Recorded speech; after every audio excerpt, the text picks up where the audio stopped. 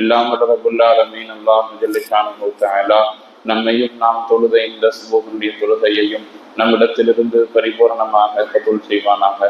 நாம் தொழுத இந்த சுபஹ் தொழுகையின் பரக்கத்தால் இன்றைய தினம் மீதம் இருக்கக்கூடிய 4 வேளை பரதான தொழுகைகளை இமாம் ஜமாத்தோடு உடல் ஆரோக்கியத்தோடு ஆபியத்தோடு மன நிம்மதியோடு நின்று தொழுகக்கூடிய பாக்கியத்தை அல்லாஹ் நம் அனைவருக்கும் தந்து நல்லருள் புரிவானாக.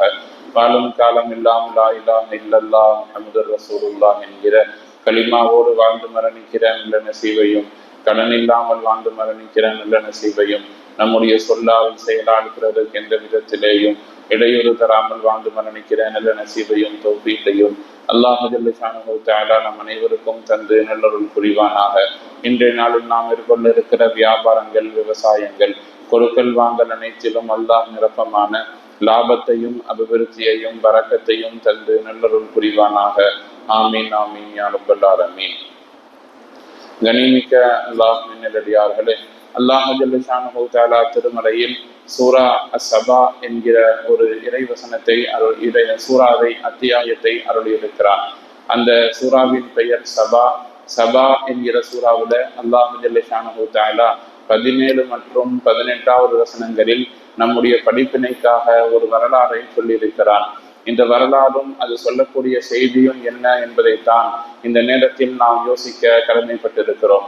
அல்லாஹ் இந்த இறைவசனத்தில் பேசுகிற பொழுது லகது கான லிஸபஇன் ஃபீ மஸ்கனிஹிம் ஆயா, அந்த சபாவாசிகளுக்கு நாம் நிறைய அத்தாட்சிகளை நியமத்துகளை கொடுத்திருந்தோம் என்று சொல்லி அவர்களுக்கு என்னென்ன நியமத்தை கொடுத்தோம், அவர்கள் என்ன செய்தார்கள் என்பதை பற்றி பேசும் பொழுது மிக குறிப்பாக அவர்களுக்கு 2 விதமான நியமத்துக்களை அல்லாஹ் கொடுத்திருந்தான், அருள் குறைகளை கொடுத்திருந்தான். அதுல ஒன்று நீர் மேலாண்மை என்பது. அவர்களுக்கு ஜன்னதானி ஐயமீனும் மஷிமால், அவர்களுக்கு பெரும் 2 நீர்வீழ்ச்சியும் நீரோடையும் இருந்தது. அவர்கள் 2 மலைகளுக்கு மத்தியில் அந்த நீரோடைகளை தடுத்து அணை போன்ற ஒரு அமைப்பை ஏற்படுத்தி அதன் மூலம் விளைச்சலை பெற்றுக்கொண்டிருந்தார்கள். நல்ல விவசாயம் அவர்களுக்கு இருந்தது. எந்த அளவிற்கு அதிகமான விவசாயம் அந்த சபா மக்களுக்கு இருந்ததுன்னு சொன்னால், அவர்கள் கனிகளை பறிக்க தேவையில்லை, அவைகள் பழுத்து கீழே விழுந்து உதிர்ந்து கொண்டிருக்கும், எடுத்து சாப்பிட்டால் போதுமானது. எந்த விவசாயமும் செய்ய வேண்டியதில்லை. அவர்களுக்கு தேவையானதை அனைத்தும் அந்த ஊர் மக்களை சுற்றி நிறைய இருந்தது. கீழே இருக்கிறதை எடுத்து சாப்பிட்டு உயிர் வாழக்கூடிய அளவிற்கு அல்லாஹ் அவர்களுக்கு நியமத்தை தந்திருந்தார். அதே போல அவர்கள் வியாபாரம் செய்வதற்காக வேண்டி அருகாமையில் நிறைய ஊர்களை அல்லாஹ் கொடுத்திருந்தான். பக்கத்துல ஊர். எந்த அரபு தீபகற்பத்தை சுற்றி வாழ்ந்த மக்கள் தான் சபாவாசிகள் என்பவர்கள். சிரியா, ஏமன், ஜோர்டான் போன்ற பக்கத்திலேயே நிறைய ஊர்கள் அவர்களுக்கு இருந்தது. அந்த ஊர்கள் பாதுகாப்பானதாக இருந்தது. வியாபாரம் செய்யணும்னு சொன்னால் அவர்கள் வியாபார சரக்குகளை எடுத்து ரொம்ப தூரம் அலைய வேண்டியதில்லை. அல்லாஹ் கொடுத்த 2வது நியமது பக்கத்துல ஒரு ஊர் இருக்கும், அங்க போவார்கள், வியாபாரம் செய்வார்கள், நிறைய லாபம் கிடைக்கும்.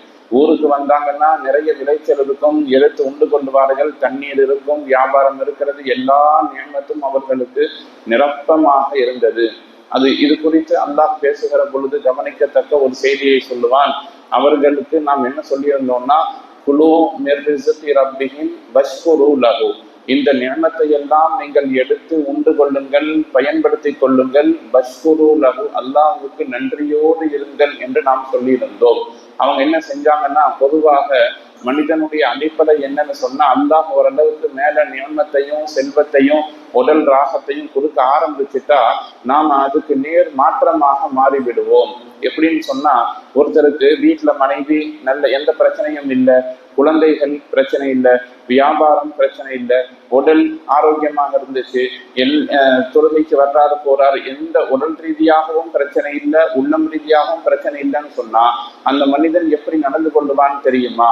அவன் அல்லாஹுடைய நியமத்துக்கு மாற்றமாக நடந்து, நமக்கு கொஞ்சம் கைகால் சரியில்லாம போனால் எப்படி இருக்கும், அதே மாதிரி நமக்கு அந்த விஷயம் கிடைக்கும். உதாரணமா, சொந்த வீட்டில் இருக்கக்கூடியவன் ஒரு ஃப்ளோர் எல்லாம் கொடுத்துருக்கிறான்னா அவன் என்ன செய்வான்னா, எல்லா நியமத்தும் சரியாச்சுன்னா 5 மாடி கட்டி அவன் நல்லா இருக்கிறானே, நமக்கு அது இல்லையேன்னு நினைப்பான். ஆனால் சோற்றுக்கே வழி இல்லாமல் சாலையில் ஒருவன் வீடு இல்லாமல் இருப்பான். அல்லாஹ் அவனை ஒப்பிடுகிற பொழுது நம்மை நன்னலையில் வைத்திருக்கிறான் என்கிற சிந்தனை மனிதனுக்கு வராது.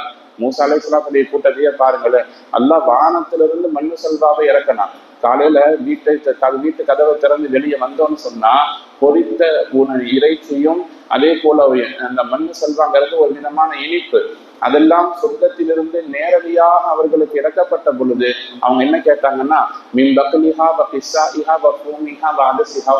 எங்களுக்கு வெங்காயம் வேணும், தக்காளி வேணும், நாங்கள் நான்வெஜ் எல்லாம் சாப்பிட மாட்டோம், நாங்கள் சைவத்தை தான் சாப்பிடுவோம் என்று என்று அல்லாஹ் குர்ஆன்ல சொல்லுவோம். உங்களுக்கு நம்ம பெரிய நியமத்தை கொடுத்தோம், நீங்க என்னடான்னா அந்த நியமத்தை எல்லாம் விட்டு போட்டு சாதாரண விஷயம் வேணும்னு கேட்கிறீங்களே என்று அல்லாஹ் சூரா பக்ராவில் கூட ஒரு இடத்தில் சொல்லுவாங்க. மனிதனுடைய யதார்த்தமே நல்லபடியாக ஒருவரை வைத்திருந்தால் அவர்கள் தங்களுடைய நியமத்துக்கு கீழே இறங்கி தேவையில்லாத விஷயங்களில் அவர்கள் தங்களை ஈடுபடுத்திக் கொள்வார்கள். அதே போலதான் சபா மக்கள் என்ன செஞ்சாங்கன்னு சொல்லி சொன்னா அல்லாஹ்விடத்தில் ஒரு துஆவை செய்தார்கள். என்ன துஆ? காலு ரப்பனா பாஇத் பைன அஸ்பாரினா வல்லலமு அன்ஃபுஸஹும் என்று அல்லாஹ் 18வது வசனத்தில் சூரா சபாவுடைய 18வது வசனத்துல சொல்றான், எங்களுடைய வியாபாரத்தின் அந்த ஊர்களை நீ தூரமாக்கி விடு. அவங்க காலையில கிளம்பினாங்கன்னா சாயந்தர நேரத்தில் ஒரு ஊருக்கு போய் சேர்ந்து விடுவார்கள், வியாபாரம் செய்வார்கள். இவங்க என்ன கேட்கறாங்க? எங்களுடைய பிரயாண தூரம் அதிகமாக இருக்க வேண்டும். என்ன பக்கத்துல ஊர் இருக்குது, போனா எல்லாம் நல்லபடியா நடக்குது. யாரெல்லாம் எங்களுடைய ஊரை நீ தூரப்படுத்துவாயாக. நாங்க தூரமா போய் கஷ்டப்பட்டு வியாபாரம் செய்யணும், கஷ்டப்பட்டு உழைக்கணும். இந்த மாதிரி எங்களுடைய வியாபாரத்திற்கான ஊர்களை தூரப்படுத்துவாயாக. பாஇத் பைன அஸ்பாரினா, எங்களுடைய சஃபரை தூரப்படுத்துவாயாக என்று துஆ செய்தார்கள். அது எப்படின்னா வல்லலமு அன்ஃபுஸஹும், அது அவர்களுக்கு தங்களுக்கு தாங்களே செய்து கொண்ட அநியாயம் என்று அல்லாஹ் சொல்றான். ஒரு சிலருக்கு நல்ல வியாபாரத்தை கொடுத்திருப்பாங்க, அவங்க என்ன செய்வாங்கன்னா இன்னும் கொஞ்சம் கஷ்டப்பட்டு உழைச்சா நல்லா இருக்கும்னு நினைப்பாங்க. உங்களுக்கு கஷ்டம் தேவையில்லை, உனக்கு இந்த வருமானம் போதுங்கிறதுக்கு தான் அல்லாஹ் உங்களுக்கு இந்த நியமத்தை கொடுத்திருக்கிறான். ஆனா இவர் என்ன செய்வாருன்னா, நமக்கு நல்லபடியா கிடைக்குது, இன்னும் கொஞ்சம் கிடைச்சா நல்லா இருக்கும், இன்னும் கொஞ்சம் வியாபாரம் கஷ்டப்படலாம் போய் இருக்கிற நியமத்தையும் அழித்து விட்டு கடைசியில ஒன்றுக்கும் இல்லாமல் நிற்பார். இதைத்தான் அல்லாஹ் இந்த வசனத்துல சொல்றான், அவர்கள் தங்களுக்கு தாங்களே அநீதம் செய்து கொண்டு நியமத்திற்கு மாற்றமாக துஆ கேட்டார்கள். அல்லாஹ் ஒரு அருள்புரையை கொடுத்திருக்கிறான், நியமத்திற்கு மாற்றமாக துஆ கேட்டார்கள். அல்லாஹ் என்ன செஞ்சா அப்படின்னா அவர் செயலல் அறிவி என்று சொல்றான். அதாவது அவர்கள் தேக்கி வைத்திருந்த அந்த அணைகளை உடைத்து விட்டான். இதெல்லாம் குர்ஆனிலேயே நேரடியாக சூரா சபாவில் பதிவு செய்யப்படக்கூடிய வரலாறு. எந்த அணை அவர்களுக்கு நியமத்தாக இருந்ததோ அந்த அணை உடைந்து விட்டது. அல்லாஹ் அவர்களை சிதறடித்து விட்டான்னு சொல்றோம். சிதறடித்துட்டான்னா ஒரு 10 குடும்பம் சேர்ந்து நல்லபடியாக அங்கே ஆட்சி செய்து நல்லபடியாக வாழ்ந்து கொண்டிருந்தார்கள். அவர்களை அல்லாஹ் ஜல்ல ஷானஹு தஆலா கிழக்கும் மேற்கும் தெற்கும் வடக்குமாக எல்லா திசைக்கும் சிதறடித்து விட்டான். அவர்கள் நாடோடிகளாக சென்று ஆங்காங்கே வாழக்கூடியவர்களாக மாறிவிட்டார்கள் என்று சொல்லிவிட்டு அல்லாஹ் இந்த ஆயத்தினுடைய கடைசியில என்ன சொல்லி முடிப்பான்னு சொன்னா, இன்ன ஃபீ ஸாலிக ஆயாத்தின் லிகுல்லி ஸப்பாரின் ஷகூர், பொறுமையாகவும் நன்றியோடும் இருக்கக்கூடிய மக்களுக்கு இதுல அத்தாட்சி இருக்கிறது என்று அல்லாஹ் ஜல்ல ஷானஹு தஆலா இந்த இறைவசனத்தையும் வரலாற்றையும் முடிப்பான். நாம் இந்த வரலாற்றின் மூலம் பெற்றுக்கொள்ளக்கூடிய செய்தி என்னன்னா, ஒவ்வொரு மக்களுக்கும் அல்லாஹ் ஜல்ல ஷானஹு தஆலா நிஅமத் என்கிற அடிப்படையில ஒரு சில நல்ல விஷயங்களையும் கொடுத்திருப்பான், ஒரு சில அவர்களுக்கு பொருந்தாத விஷயத்தையும் கொடுத்திருப்பான். அதில் நல்லவற்றை நாம் பொருந்தி கொண்டு அல்லாஹ் நமக்கு கொடுத்திருக்கக்கூடிய அளவிற்கு நாம் என்ன செய்யணும்னா அந்த நியமத்தை பயன்படுத்தி கொள்ள வேண்டும், அதற்கு நன்றி செலுத்த வேண்டும். நமக்கு பொருந்தாத விஷயம் வருகிற பொழுது சபர், பொறுமையாக இருக்க வேண்டும். அல்லாஹ் ரெண்டையுமே இங்க சொல்றான், பொறுமையாகவும் இரு, நன்றியோடையும் இரு. எங்க பொறுமையாக இருக்கணும்? ஏதாவது நமக்கு ஏற்படக்கூடிய தீங்கு வந்துச்சுன்னு சொல்லி சொன்னா பொறுமையாக இருக்கணும். நோய் வருதா பொறுமையாக இருக்கணும். சொந்த வீடு இருக்குதா நன்றி செலுத்தணும். மனைவி நன்றாக இருக்கிறார்களா நன்றி செலுத்தணும். வியாபாரம் நன்றாக இருக்கிறதா நன்றி செலுத்தணும். அதை எந்த அளவிற்கு அல்லாஹ் நல்ல விதமாக கொடுத்திருக்கிறானோ அதோடு பொருந்தி கொள்ள வேண்டும். ஒரு சிலர் என்ன செய்வாங்கன்னா, போதுமான அளவுக்கு வருமானம் இருந்தாலும் கூட அரசாங்கத்தில் போய் தான் வருமானம் இல்லாதவர்கள் என்பதாகவும் அதே போல எங்கேயாச்சும் உதவி கொடுக்குறாங்கன்னு சொல்லி சொன்னா அங்க போய் கையேந்து நிற்பார்கள். இன்னும் விளங்குற மாதிரி சொன்னோம்னா 6 லட்சத்திலிருந்து 8 லட்சம் ரூபாய் வரை செலவு செய்து இங்கிருந்து ஹஜ்ஜுக்கு போய் அங்கே விளம்பக்கூடிய இலவசங்களுக்கும் அங்கே வழங்கக்கூடிய இல்லாத மக்களுக்கு கொடுக்கக்கூடியவைகளுக்கும் ஹாஜிகள் ஒரு சிலர் போட்டி போட்டுக்கொண்டு பெருமையாக வாங்கி கொண்டு வரக்கூடிய செய்திகளை எல்லாம் நாம் பார்க்கத்தான் செய்கிறோம். இது ஒரு உதாரணம் தான். இது போல நிறைய நடக்கிறது. அல்லாஹ் இந்த வசனத்துல சொல்லக்கூடிய செய்தி, உனக்குன்னு அல்லாஹ் எதை கொடுத்திருக்கிறானோ அதை பொருந்திக்கொள், அதற்கு நன்றியோட இரு, உனக்கு ஏதாவது கஷ்டம் வந்தால் பொறுமையாக இரு. இந்த இரண்டும் இல்லை என்று சொன்னால் சபா மக்களை நாம் எப்படி அழித்து விட்டோமோ அது போல ஒரு பெரும் சோதனை உங்களை வந்து சேரும் என்பதைத்தான் மேலே சொன்ன இறைவசனமும் அது சார்ந்த வரலாறுகளும் நமக்கு படிப்பினையை சொல்லித் தருகிறது.